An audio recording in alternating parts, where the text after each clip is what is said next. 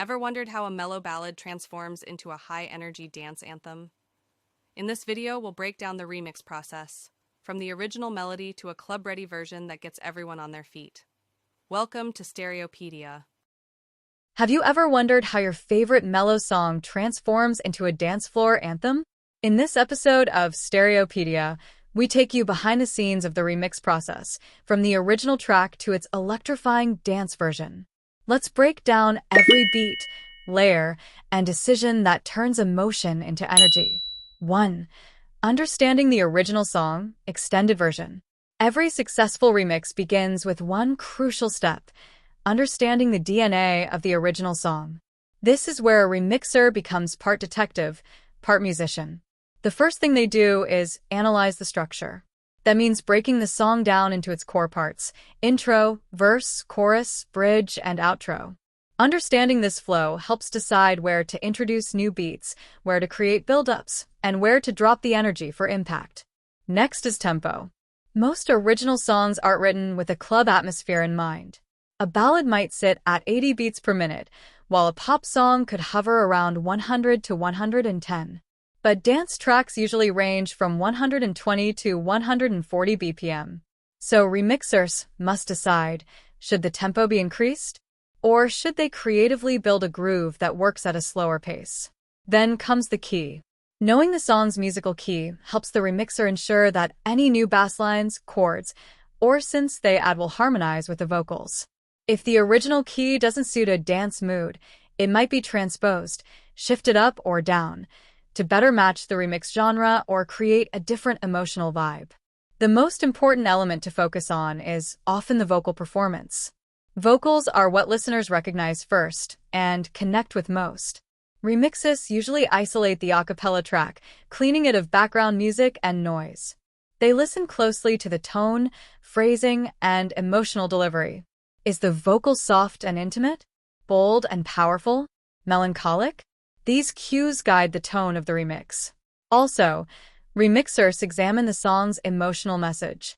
If the original tells a story of heartbreak, they may choose to highlight that pain with dark, moody instrumentation.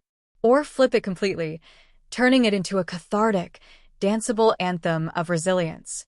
Either way, the story must remain emotionally coherent, even if the sonic setting changes. In short, understanding the original song means honoring its spirit while identifying the spaces where creativity can enter. This step lays the groundwork for everything that comes next: the rhythm, the drops, the energy. Without this foundation, a remix can feel disconnected or forced. But with it, a remix becomes a powerful reimagination, familiar, yet thrillingly new. 2. Choosing the right dance genre, extended version. Once the original song has been fully understood, the next major decision is, what kind of dance track will this become? This step isn't just about taste, it's about strategic transformation. Choosing the right genre sets the entire mood, tempo, and direction of the remix. Different dance music genres have different personalities. Let's explore a few examples. House music is warm, groovy, and built around a four-on-the-floor kick drum. It works beautifully for soulful vocals or upbeat pop songs. Think artists like Calvin Harris or Purple Disco Machine. EDM or Big Room is intense and festival-ready, with massive drops and heavy synth leads. This suits songs with powerful vocal hooks and high emotional stakes. Deep House is smooth and atmospheric, perfect for moody or sensual songs. It emphasizes space, subtlety, and deep bass lines. Techno is darker, more mechanical, and minimal. It's used less often for vocal-heavy remixes, but when done right, it can make a song feel hypnotic and edgy. Future bass is lush, melodic, and emotional, with wide synths and sudden dynamic changes. It pairs well with tender or dramatic vocal tracks. Drum and bass brings fast-paced, high-energy rhythms. Remixing a slower track into DnB can give it a thrilling, almost cinematic intensity. Once the producer decides on the genre, they also determine the BPM range, beats per minute. This is crucial because it affects how the vocals will feel in the remix. Speeding up a vocal can add energy, but push it too far and it might sound unnatural or rushed. Slowing it down might sound chill, but it can risk sounding sleepy or off-tempo. Often, subtle pitch and timing adjustments are used to balance the feel without losing the vocal's integrity. Genre choice also influences the sound design. For example, house uses smooth piano chords, organic bass lines, and claps. EDM uses sawtooth synths, supersaws, risers, and massive snares. Techno might strip it all down and use dark kicks, rolling bass, and industrial textures. But this decision isn't just about instruments. It's about intention. The remixer must ask, what emotional space do I want this remix to live in? Do they want people to dance joyfully, to lose themselves in rhythm, or to feel empowered on the dance floor? Some producers even mix genres, creating hybrid remixes. For example, starting with a deep house intro, building into a future bass drop, and closing with a trance-like outro. These genre fusions make remixes unpredictable and fresh. At the end of the day, the genre chosen isn't random. It's a deliberate framework. It decides how people will move, feel, and experience the track. It's the sound costume the original song will wear to its new party. And once the genre is locked in, it's time to start building that dance floor energy from the ground up. 3. Rebuilding the rhythm, extended version. Now that the dance genre has been chosen, it's time for one of the most crucial transformations in the remix process, rebuilding the rhythm. This is where the song shifts from passive listening to physical movement. Rhythm is the heartbeat of a dance remix, and the producer becomes its architect. The process begins with the kick drum, the thumping pulse that drives most dance music. In pop or acoustic genres, the rhythm might be soft or varied. But for the dance floor, producers often use a four-on-the-floor pattern, meaning the kick hits on every beat of the bar. This creates a constant, hypnotic groove that tells the body, it's time to move. Next comes the snare or clap, typically placed on the second and fourth beats. This provides backbeat energy and helps shape the track's momentum. Depending on the genre, it could be crisp and tight for a clean house feel, or heavy and reverberating for a more epic EDM vibe. Then we have the hi-hats, those fast, ticking elements that add sparkle and speed. Hi-hats often come in layers, closed hi-hats for pace, open hi-hats for accents, and rides or shakers for variation. Together, they fill in the gaps between the kick and snare, giving the rhythm complexity and excitement. Beyond the basic drum kit, remixers use percussion loops and groove elements like bongos, congas, or even digitally mangled sound effects. These aren't just for decoration. They create micro-rhythms that make the groove feel alive. A well-placed shuffle or swing can turn a robotic beat into something human and irresistible. Another essential tool in the rhythm arsenal is sidechain compression. This effect makes instruments like bass or synths momentarily duck when the kick hits. It creates that classic pumping effect that gives dance music its breathing, dynamic feel. Not only does this keep the rhythm feeling tight and punchy, it also helps make room in the mix so the kick stays powerful and clear. Producers also think carefully about rhythmic phrasing and dynamics. A remix can't be all high energy all the time. It needs build-ups, breakdowns, drops, and changes in percussion density. For example, a quiet section with only a hi-hat and vocal can create tension, making the eventual return of the full rhythm feel explosive. In some remixes, the rhythm is even built around a vocal sample. Producers might use the natural rhythm of a vocal line, its syllables, accents, or pauses, to inspire new drum patterns. This technique creates synergy between beat and voice, making the remix feel cohesive and rhythmic at its core. Finally, remixers layer in FX sounds like risers, sweeps, crashes, and impacts that help accentuate transitions. These aren't rhythm in the traditional sense, but they guide the listener through the emotional and physical peaks of the track. So in this phase, rhythm isn't just a beat, it's a sculpted movement system tailored to the dance floor. It's built with purpose, layered with energy, and timed to perfection. This is where the remix earns its groove. 4. Layering synths and instruments, extended version. Once the rhythm is firmly in place, the next step is to build the musical world around it. This is where melody, harmony, and texture come to life through the layering of synths and instruments. It's not just about adding sound. It's about shaping emotion. The first decision involves tonal direction. Should the remix feel bright and euphoric, or dark and mysterious? This mood determines what kind of instruments are introduced: soft pads, sharp leads, lush strings, gritty basses, or sparkly arpeggios. Let's start with synth pads. These are long, sustained sounds that create atmosphere and fill in the background. They often sit behind the vocals or rhythm and add a sense of depth or warmth. A gentle pad in the background can make a remix feel emotional and expansive, while a cold, digital pad can give it a futuristic edge. Next, producers layer in lead synths, the star sounds that play catchy melodies or riffs.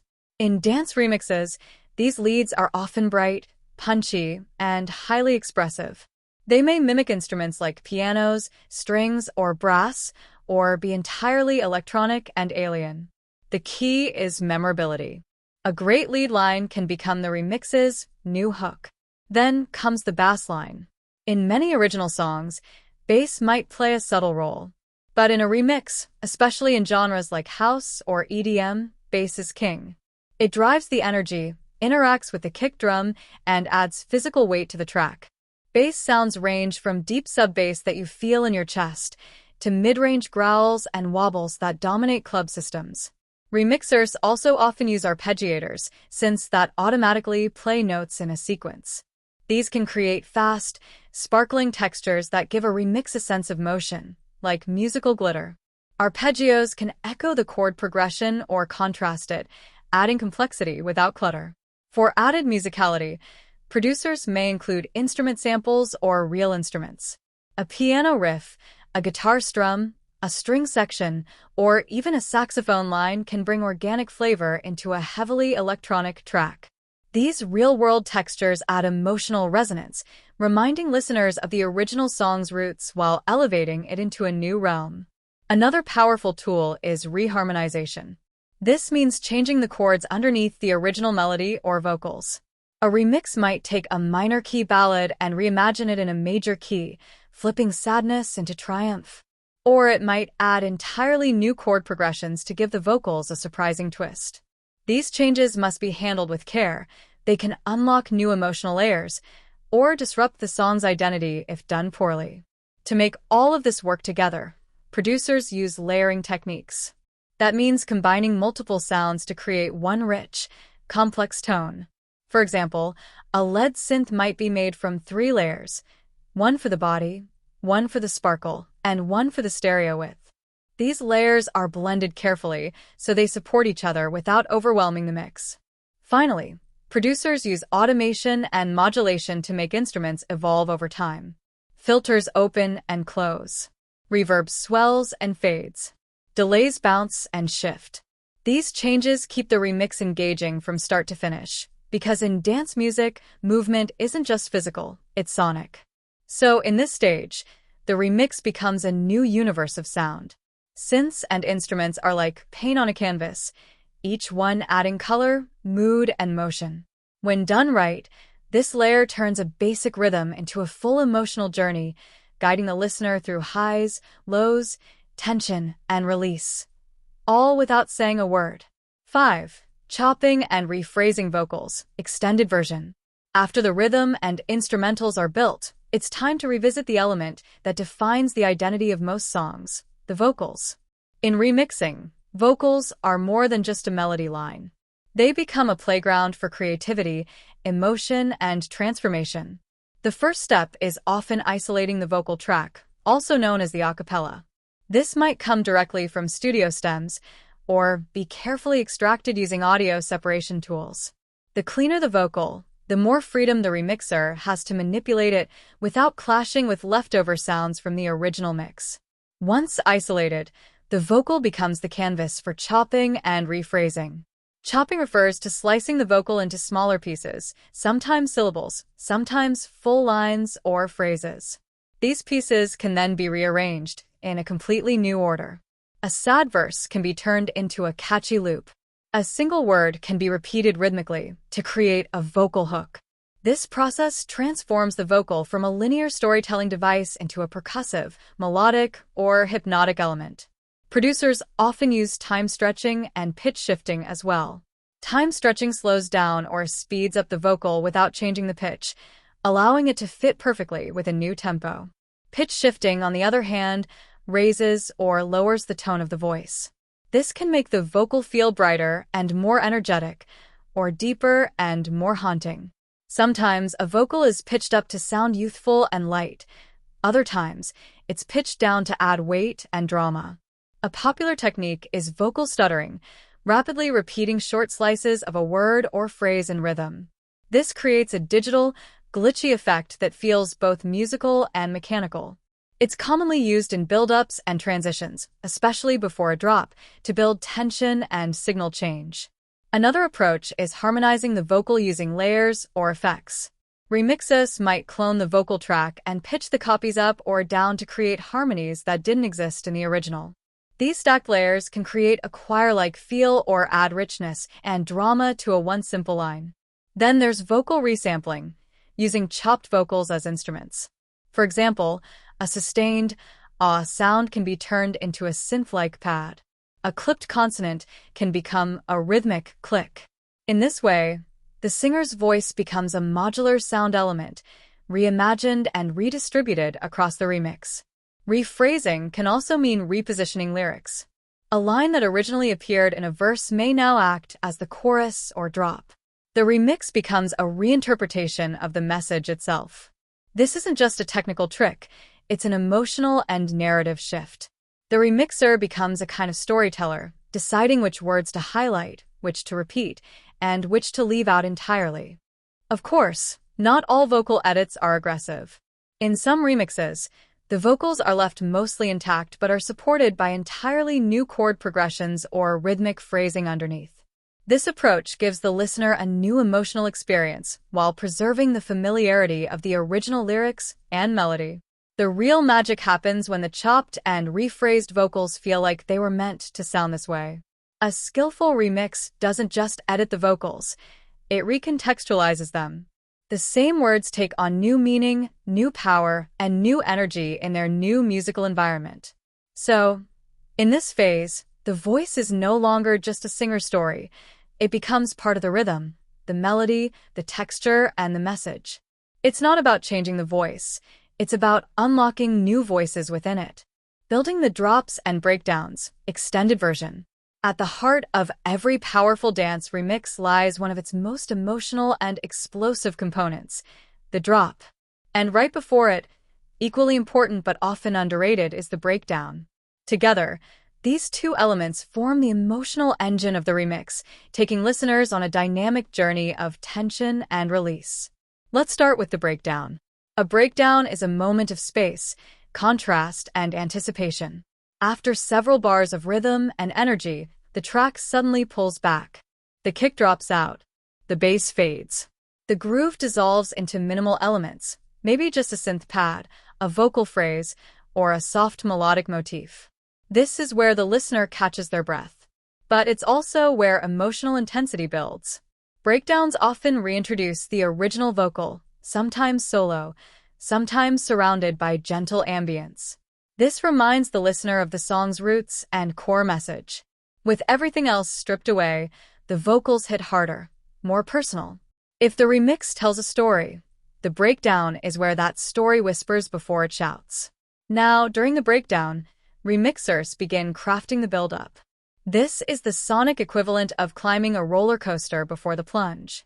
Elements are gradually layered.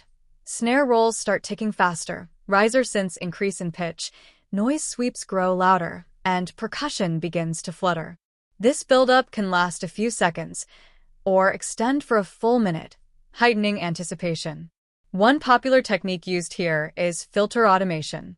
This means slowly opening a low-pass filter on the instruments, letting higher frequencies emerge.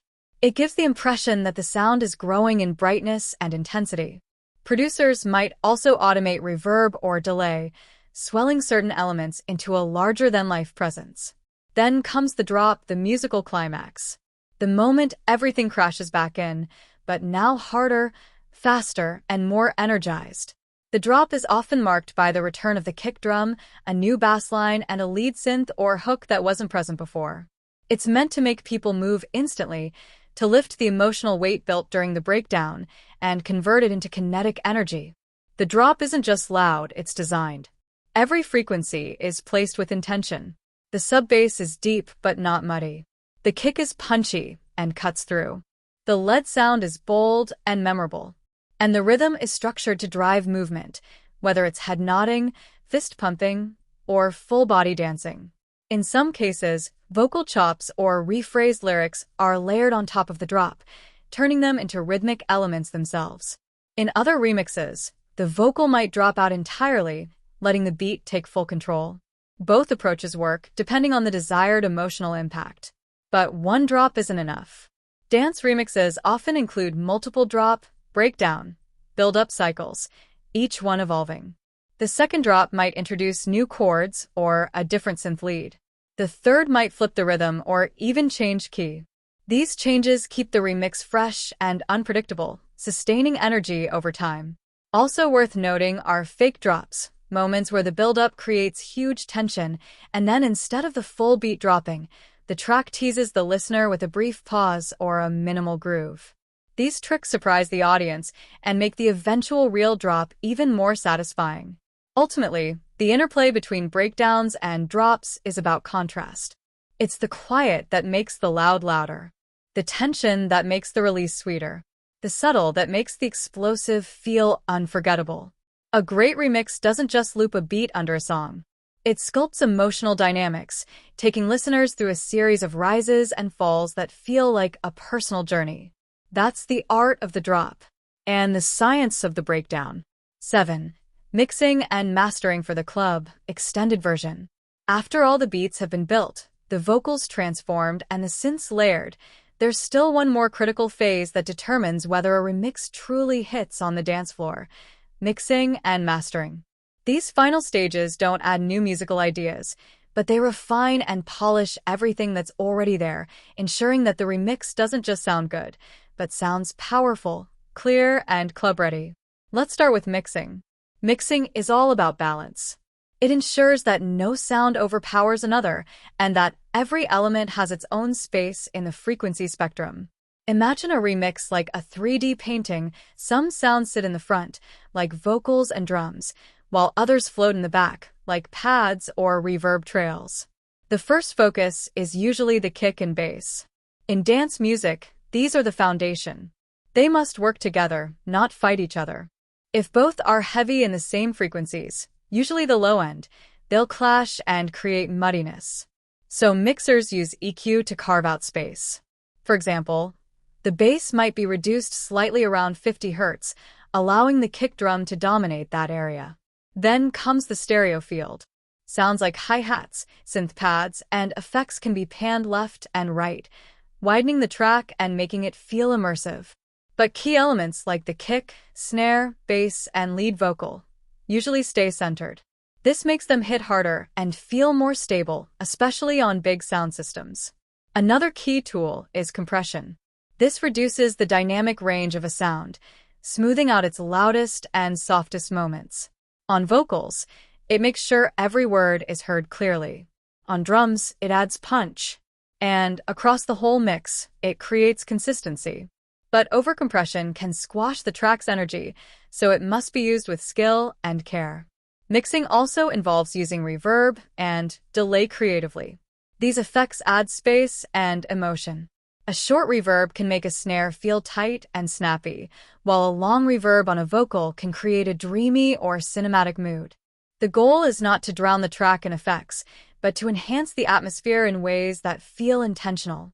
Once every sound is balanced and placed, the remix is sent to mastering, the final step before release. Mastering ensures the track sounds loud, clean, and consistent across all playback systems, from club speakers and car stereos to headphones and radio. Mastering engineers use specialized tools to bring the entire mix up to a competitive level of loudness without distorting or losing clarity. One common technique is multiband compression, which controls different frequency ranges separately. This allows the engineer to tighten up the low end without affecting the sparkle of the high frequencies. Another is limiting, which sets a ceiling for volume and allows the track to be pushed as loud as possible without clipping. Mastering also involves EQ adjustments across the entire mix. If the song sounds too harsh on the high end or too dull in the mids, small corrections can make a big difference. These changes are usually subtle, but they have major impact when the track is played on a large, bass-heavy system. A good master will translate across environments. That means whether the song is being played in a nightclub with booming subwoofers or streamed on a phone with tiny speakers, it still sounds balanced and emotionally impactful. Club-ready masters often emphasize 3 key things. 1. Punchy, deep bass that moves the body without overwhelming the ears. 2. Crisp, defined highs that sparkle and cut through the noise. 3. A solid mid-range that carries vocals, synths, and the groove. And finally, loudness normalization is checked. With modern streaming platforms applying their own volume standards, the master must retain impact without relying on raw volume alone. It's not just about being loud, it's about sounding alive. In short, mixing and mastering are the invisible forces behind a great remix. Listeners might not always notice these processes, but they feel the result.